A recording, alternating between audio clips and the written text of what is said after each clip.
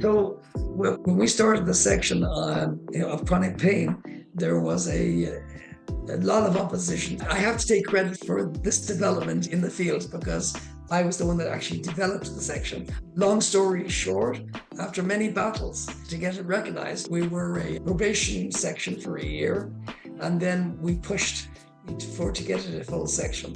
When we pushed for a full section, again, this is the politics of medicine, which is our topic today.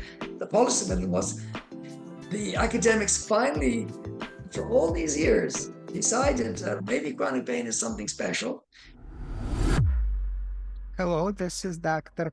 Karmi, and today we have Dr. Howard Jacobs to talk to us about the origin of pain management in Ontario.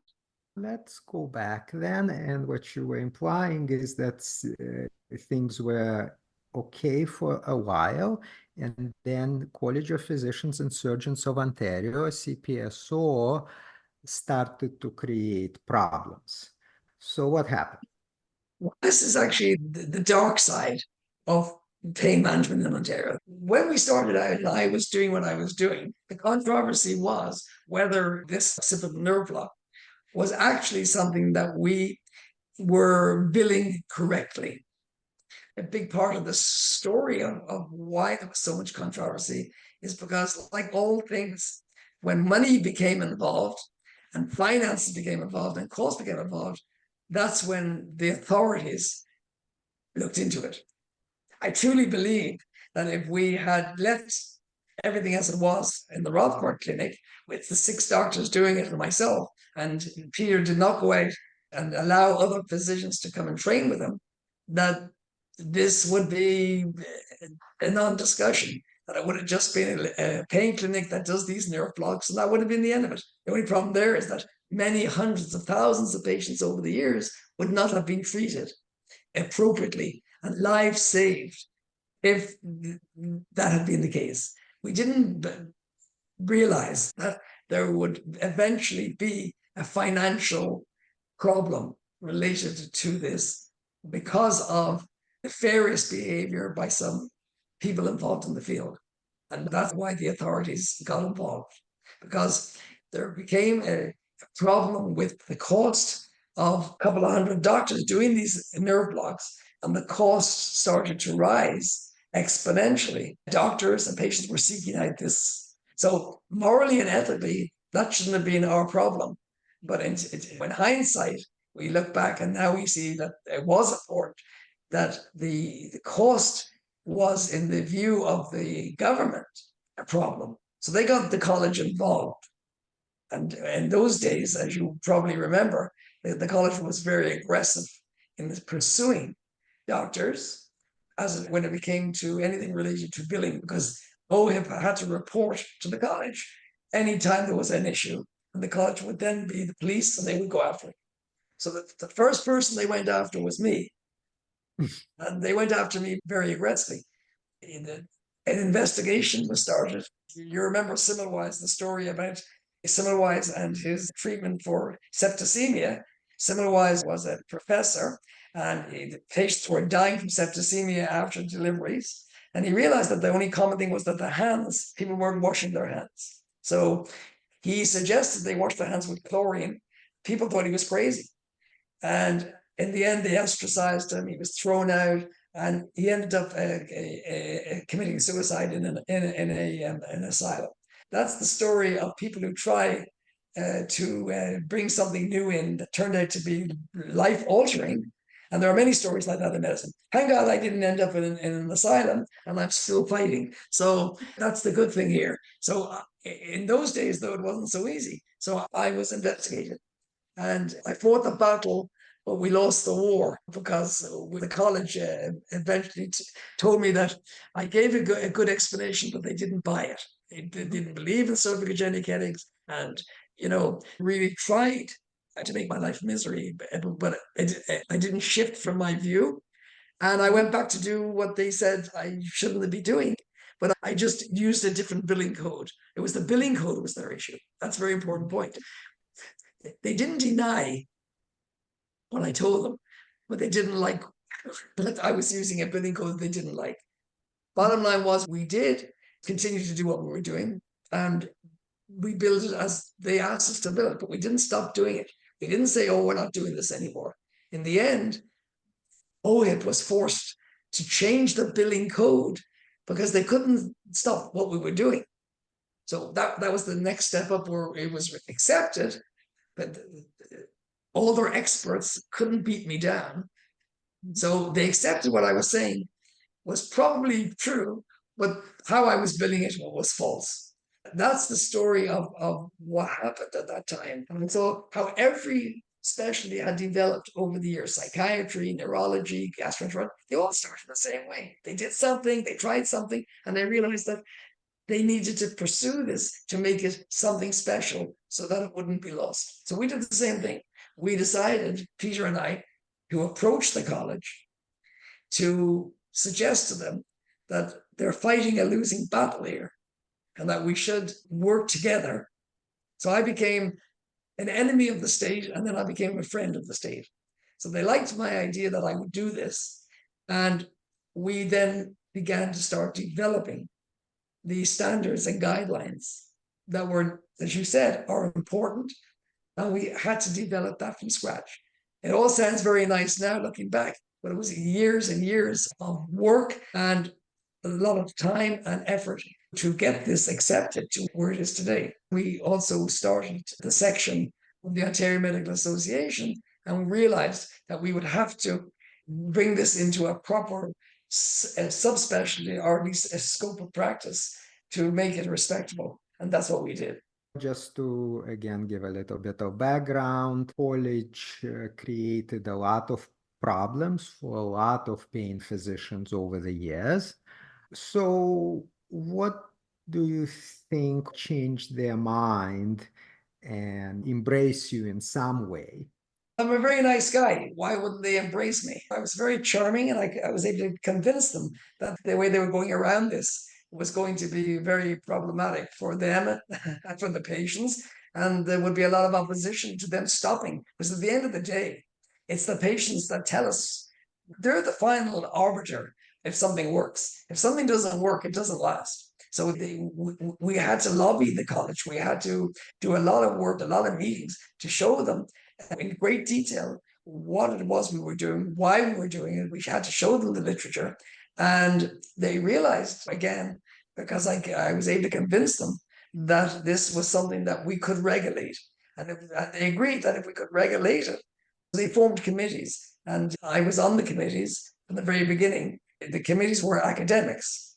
So can you imagine, there was me and 5 academics who were against what I was saying.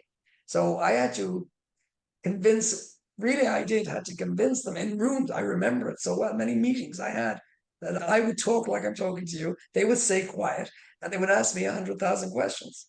And I was able to answer those questions, not because I'm a genius, but because I'd looked at the literature. I'd met Chasted. I actually met him. And I went to a number of meetings with him in Europe. As you can see, I'm quite passionate about what happened. But to answer your question, the college eventually did agree to finally accept if we were to bring in guidelines. They reckoned there was enough evidence to show that this was a legitimate thing we were bringing in. They don't want me to do the studies again. They just want to know, what am I basing this on? And then they make the decision. So I had to convince the decision makers that what we were doing was good medicine, which eventually at times became bad medicine because of what happened with the abuse of the system. So that's what answers your question. Why did the college get involved? There was abuse in the system, but they realized that they couldn't stop it. So the only thing they could do was make regulations. So it's based a lot on fiscal considerations and not on medical considerations. Let's go to Ontario Medical Association, a section of chronic pain. Right. So OMA is sort of our union, and they negotiate for our fees. They create new codes for new services that are being provided. First of all, somebody had to form it, or to take the initiative to form it. And then second question is, as always, who should lead the section? So when we started the section on of chronic pain, there was a lot of opposition. I have to take credit for this development in the field because I was the one that actually developed the section. Long story short, after many battles to get it recognized, we were a probation section for a year, and then we pushed to get it a full section. When we pushed for a full section, again, this is the politics of medicine, which is our topic today. The politics of medicine was the academics finally, for all these years, decided maybe chronic pain is something special. Maybe we should be involved now more than it was after we had done all the work.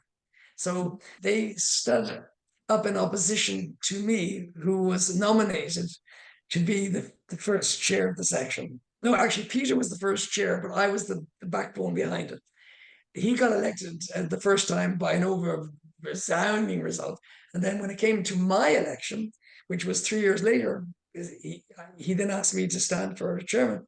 The academics went crazy because he was an anesthetist. They could accept him, but they hated the idea that I would become the chair. Their argument was, oh, he's not a specialist, he's not this, he's not that. And it was all these stupid comments. But in the end of the day, I prevailed. And then I took the section, I managed that section, and it helped the specialty overall by having a section. We then had recognition. We brought out guidelines and we dictated to the college, not dictated, but we spoke to the college, and the college respected that we were a section, and that it gave us a lot of access to further developments in the field, which is at that time is when we started to develop the actual guidelines for clinics in Ontario. And that's when we developed guidelines for standardization of clinics, which are today are pretty strict, and they brought in the change of scope of practice. So let's maybe go back to Canadian Academy of Pain Management. That was actually started around the time I started in the field. I started around 2002. I would say it came out maybe 2003 or 4. As you've said, it is the biggest multidisciplinary society of clinicians, and unlike a lot of other societies that are just anesthesiologists and physiatrists, this one actually embraces the fact that chronic pain management is multidisciplinary, and some patients may respond better to occupational therapy, some may respond to physiotherapy, some may respond to injections. So it's a group of clinicians, but clinicians from various different fields. So how did that come around? So I went to the States, to the American Academy of Pain Management back in 1998. I started going to the meetings, and they asked me to speak at one of the meetings. So I came from Toronto, and therefore a novelty. So I gave a talk on the cervicogenic headaches, which was very interesting to the chiropractors in the group, as you can imagine. They knew about cervicogenic headaches, but I never heard an MD say this is okay. The head of the academy was a psychologist, and I became friendly with him. And I said to him, would you be interested in helping me start a Canadian academy? He became very interested in the idea, and we arranged to get it set up. And we decided we'd make a North American Academy of Pain Management and have the first meeting of the Canadian Academy in Vancouver. So I was nominated the first president of the academy, and the Americans came up. There was over 1,000 people who attended that meeting. Actually, there's a CTV interview and CBC interview of me back in that time, where they were all impressed that we were opening an academy. And Canadian Academy of Pain Management now has a certification program for chronic pain, which is another way of getting certified in the field. It provides educational courses. It's still active, right? Yes, I'm still a member. Very nice. So I'm waiting for my Nobel Prize from the Academy as well. So let's maybe go back. Yeah, the change of scope, which was, I think, a big step forward. Change of scope was sort of like an apprenticeship that lasts a year, where you work under supervision of a more experienced physician who does chronic pain management. So it means that there's actually a formalized way of educating physicians to do chronic pain in the same way that there is a formalized way to the residency program to educate, let's say, obstetrician and gynecologist. So that brought with it a lot of credibility to the field. And this was before there was such a thing as pain residency program, which exists today. And it was before there was such a thing as pain fellow, which also exists today. So it was really the closest at that point in time that one could come to having an educational program. One point that I should mention is that the change of scope program was actually closed down around 2018, 2019. And at that point, there was already a pain fellowship program and pain residency programs, which started maybe 2014 or so. Interestingly enough, when change of scope programs were closed down, or even before that, the fellowship programs and residency programs did not incorporate high-frequency nerve blocks into their curriculum. And also, they made a point of not allowing family doctors to be trained in this field. Do you have any thoughts as to why the fellowship and residency program one don't accept family physicians?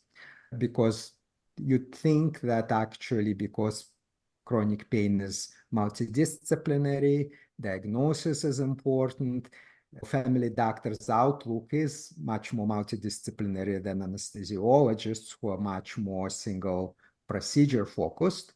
They're typically strong as diagnosticians because through their residency program, they typically are trained to make diagnosis because some of them may work in emergency departments, et cetera, et cetera.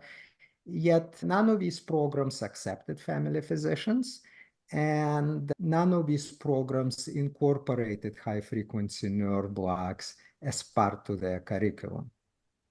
Any thoughts? Getting to the fact that family medicine residents are not into the program, it's an interesting story because at the beginning, I advocated for family practice and I sent someone, a representative, a physician, a member of the OMA. I asked her to try and make waves with the College of Family Physicians in order to support their admission into the program. And then I found out subsequently from one of the people who had started the residency programs in Canada that they had no objection. It turned out that the College of Family Physicians of Canada, they objected. So I think it was political. I think they were advised. I don't know. I can't. This is my opinion. I'm entitled to my opinion. I believe that there was pressure put on the College of Family Physicians to not accept chronic pain as a subsection like they did emergency medicine or they did with sports medicine. Which is more important? I'll get into trouble for this, but I think chronic pain is far more important. They're both important, but the morbidity from chronic pain as it affects society is far more than the morbidity from sports injuries. They're both important and they both should be there. But the idea that they wouldn't accept chronic pain as a subspecialty, especially when so many family physicians have been doing it for so long with the change of scope, and made no sense. So this, I believe, it's not the problem of the fellowships not allowing family docs. It is the College of Family Physicians. So if I was back in the game, I would be pushing the College of Family Physicians to change their attitude and to change their mind on this. I would lobby strong. I would make their life miserable, and I would push for this. I told you before, in order to try and stop the abuse, they tried everything and couldn't succeed. So now they're on their way out.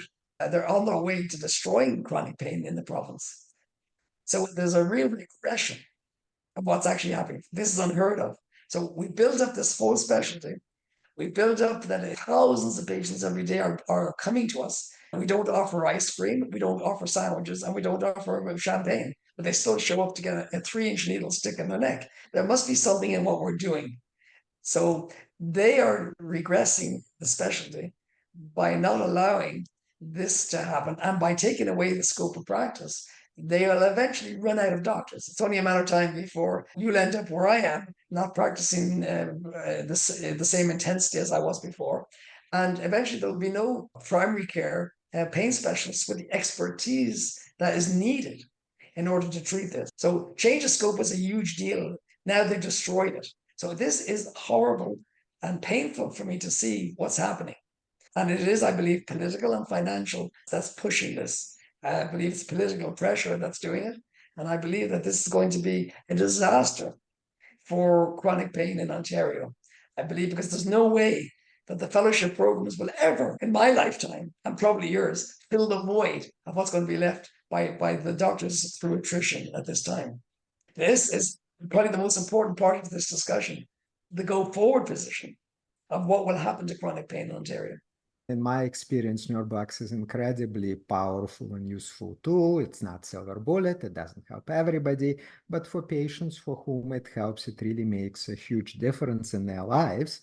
Given that they don't accept family doctors at this point, and there's probably political reasons for that, but why not train their fellows and their residents how to do nerve blocks? So along with some of the things they're being trained to do, like radiofrequency ablation procedures, X-ray guided cortisone epidurals, stimulators that you implant with wires right around the spinal cord, why not train them to do something which is simpler, safer, will often help a much larger proportion of patients with various types of pains?